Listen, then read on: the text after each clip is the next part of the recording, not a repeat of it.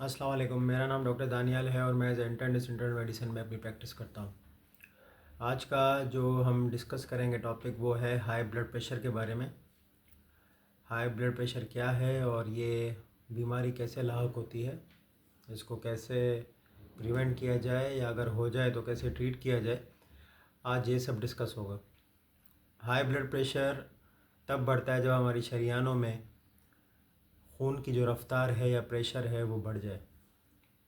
अब उसकी बहुत सी वजूहत हैं।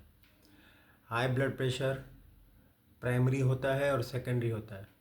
प्राइमरी हाई जो ब्लड प्रेशर होता है वो शरीयानों के सख्त होने की वजह से या उसमें कैल्शियम की मिकदार बढ़ने की वजह से या शरीयानों के सिकुड़ने की वजह से हाई हाई ब्लड प्रेशर जो होता है उसको हम प्राइमरी एसेंशियल हाइपरटेंशन बोलते हैं।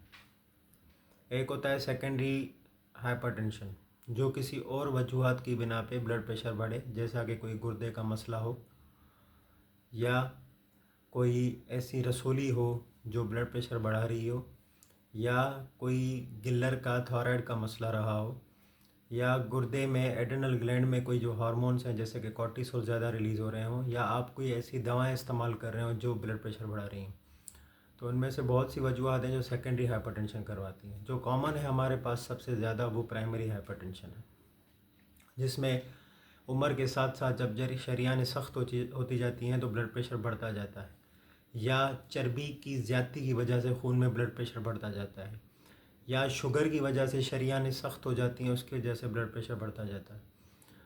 ये सारी जो वजूहतें प्राइमरी हाइपरटेंशन में आ रही हैं, जो भी शरीयान को सख्त करे, ब्लॉकेज करे उसकी, या सुकड़ा दे उसको शरीयान को, उसको वो जो है ब्लड प्रेशर जो करवाती है उसको हम प्राइमरी हाइपरटेंशन बोलते हैं। अब ब्लड प्रेशर को हम प्रिवेंट कैसे कर सकते हैं? ब्लड प्रेशर को प्रिवेंट हम ऐसे कर सकते हैं कि हम अपना वज़न जो है वो ऑप्टिमल रखें अपने उम्र के हिसाब से।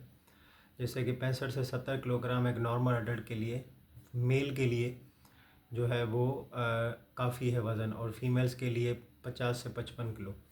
लेकिन ये वज़न की अहमियत नहीं होती, बीएमआई की अहमियत होती है, बॉडी मास इंडेक्स, जो आपकी हाइट और वेट को मिला के कैलकुलेट करके बनाई जाती है।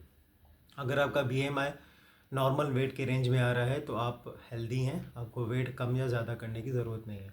अगर जब बढ़ा हुआ आ रहा है तो कम करने की ज़रूरत है, और जब कम आ रहा है तो हमें बढ़ाने की ज़रूरत है। तो बीएमआई के हिसाब से किया जाता है, क्योंकि किसी का कद बहुत ज़्यादा होता है, उसकी हड्डियों का वज़न ज़्यादा होता है और उसका बीएमआई नॉर्मल आता है, तो उसका मतलब ये नहीं कि वो ओवरवेट है। तो किसी का कद छोटा होता है, उसका वज़न बड़ा होता है तो वो ओवरवेट लगता है।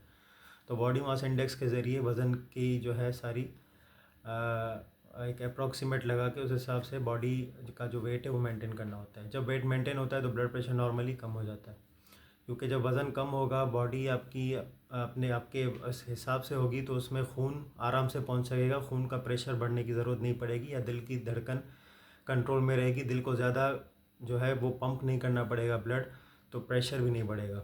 क्योंकि नॉर्मली आपकी अगर एक बॉडी होगी तो उसमें खून आराम से पहुंचेगा, बॉडी का मास बढ़ेगा तो खून पहुंचाने के लिए हार्ट ज़्यादा काम करेगी, ब्लड प्रेशर भी बढ़ाएगी, हार्ट रेट भी बढ़ाएगी। तो एक तो वज़न की मेंटेनेंस के ज़रिए ओबेसिटी को कम करके हम कर सकते हैं, ब्रिस्क वॉक करके कम कर सकते हैं, हेल्दी डाइट लेके हम ब्लड प्रेशर से प्रिवेंट कर सकते हैं, नमक का नॉर्मल इस्तेमाल करना हम ब्लड प्रेशर से प्रिवेंट कर सकते हैं, चिकनाई वाली चीज़ें ना खाना, चर्बी की ज़्यादती ब्लड प्रेशर बढ़ाती है, चिकनाई वाली चीज़ें ज़्यादा ना खाना, बाहर की चीज़ें जो गंदे तेल और घी में बनी होती हैं या ज़्यादा तली हुई चीज़ें इस्तेमाल करने से, चिकनाई खाने से चर्बी की मिकदार जो है वो खून के शरीयानों में जो है खून में मिकदार बढ़ती है, वो ब्लड प्रेशर बढ़ाती है। ये और एरोबिक एक्सरसाइज हो गई, योगा हो गई, ब्रिस्क वॉक हो गई 30 से 40 मिनट की रोज़, उससे हम ब्लड प्रेशर को प्रिवेंट कर सकते हैं।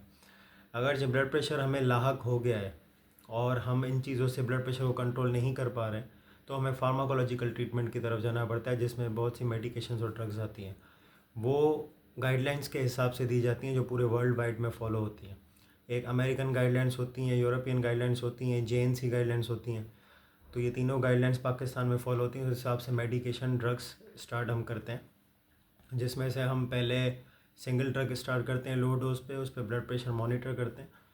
अगर उस पर कंट्रोल होता है तो वही कंटिन्यू रहती है, अगर उस पर नहीं होता तो उसका हाई डोज दे के फिर हम सेकंड ड्रग की तरफ जाते हैं। अगर उससे कंट्रोल नहीं होता डबल थेरेपी देते हैं, डबल थेरेपी के हाई डोज पे भी कंट्रोल ना हो तो ट्रिपल थेरेपी देते हैं।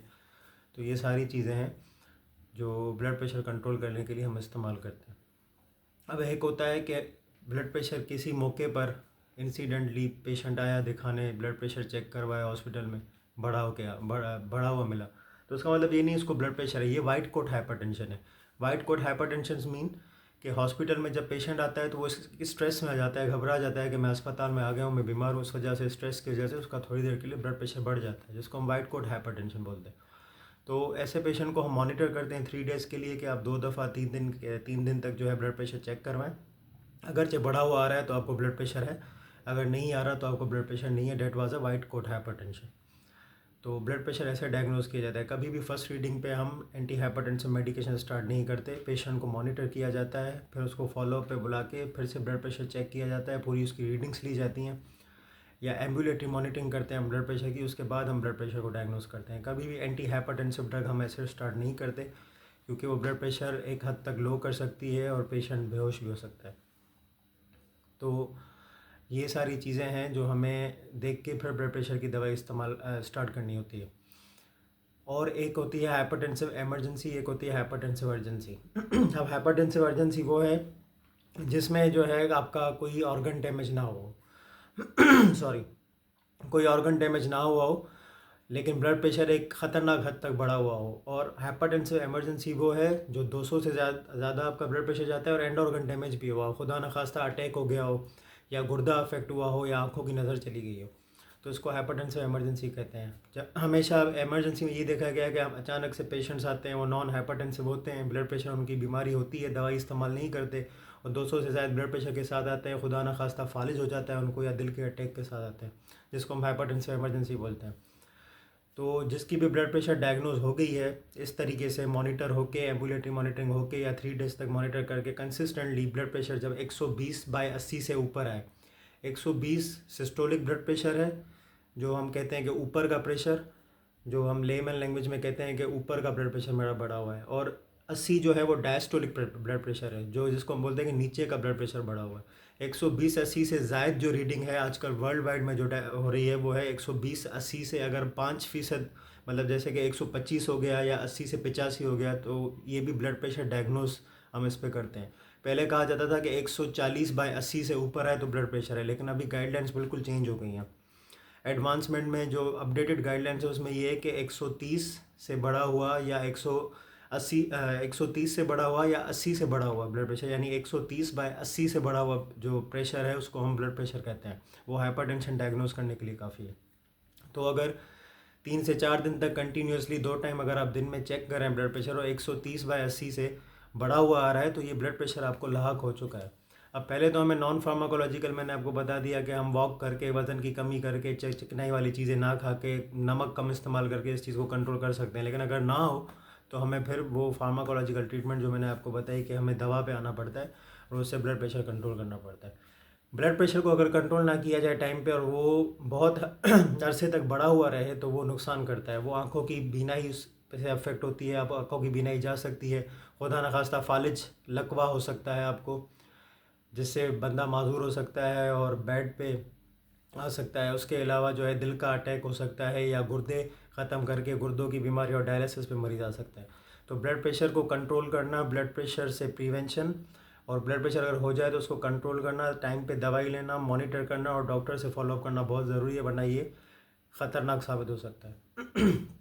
तो उम्मीद है कि आपको ये बहुत वीडियो पसंद आई होगी। प्लीज़ सब्सक्राइब करें मेरे चैनल को। किसी इंप्रूवमेंट की नीड है तो अपनी राय का इजहार करें कमेंट्स में। अपना बहुत ज़्यादा ख्याल रखिएगा, मुझे दुआ में याद रखें। अल्लाह हाफ़िज़।